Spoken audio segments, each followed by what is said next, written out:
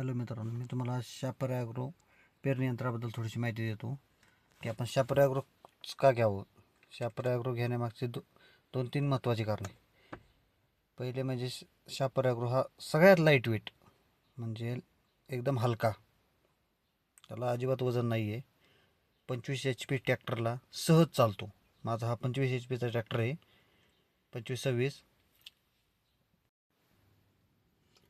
दुसरं आहे जे शापर ॲग्रोची पेंट क्वालिटी एकदम छान आहे. परत आत्ता जो माझा जोडलेला आहे सारा, तो कमीत कमी एक 4.5 फूट, 4.5 ते 4.25 फूट सारा पडतो.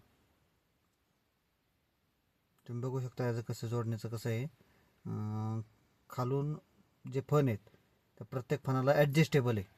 म्हणजे तुम्ही पण जे धान्य पेरताना जे खालून ओला असेल तर खालून जे माती चिकटते, त्यामुळे धान्य त्यामध्ये गोळा होतं. तर ते न होण्यासाठी त्या प्रत्येकाला थोडंसं ॲडजस्ट दिलेलं आहे की किती वर घ्यायचं, किती खाली सोडायचं. त्याप्रमाणे आपलं चिखल गुंतू नये किंवा ते जाम होऊ नये.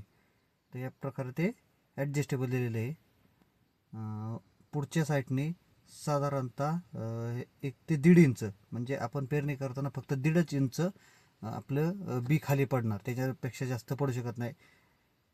अशा प्रकारे जी सेटिंग आहे, प्रत्येक पंखाला हा ॲडजस्टेबल आहे. म्हणजे तुम्ही किती पण छोटा सारा करू शकता. बघा तुम्ही, हा सारा किती पण छोटा करू शकतो आपण आणि किती पण मोठा करू शकतो. कमीत कमी हा 3 फुटापर्यंत सुद्धा करू शकतो, म्हणजे बैलासारखा.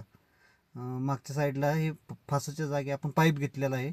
तर या पाईपचा फायदा असा आहे की मागचा जो सारा पडतो तो एकदम सरळ, म्हणजे पाणी त्यात अजिबात एका साईडने पळत नाही, कारण ते मागं त्याला स्प्रिंगा दिलेले आहेत आणि ते एकदम दाबून चालतं.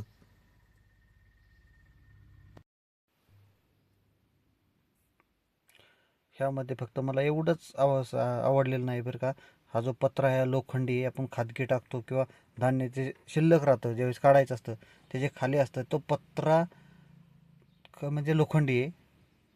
त्याची क्वालिटी फक्त मला याची आवडलेली नाही, कारण पाणी पडल्यानंतर तो धान्याचं जे पाणी होतं ते खाली पडल्यानंतर त्याला तगंज पकडले. फक्त एवढंच मला तो आवडला नाही पत्रा. आणि त्यानंतर हे फिरकी आहे आपली, त्याच्या खाली किंवा साईडला हे जे आहे ते प्लास्टिक आहे. म्हणजे दोन्ही साईडला प्लास्टिक आहे, वरती स्टेनलेस स्टीलची पेटी आहे. तर खराब होण्याचा काहीच संबंध नाही. तर हे क्वालिटी एकदम भारी आहे.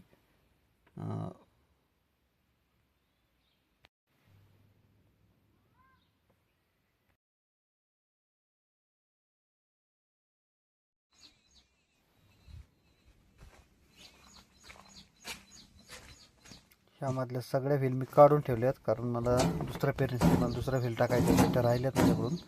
पण मी पहिला धना पेरला आहे, तर धना तुम्ही पाहू शकता त्यामध्ये.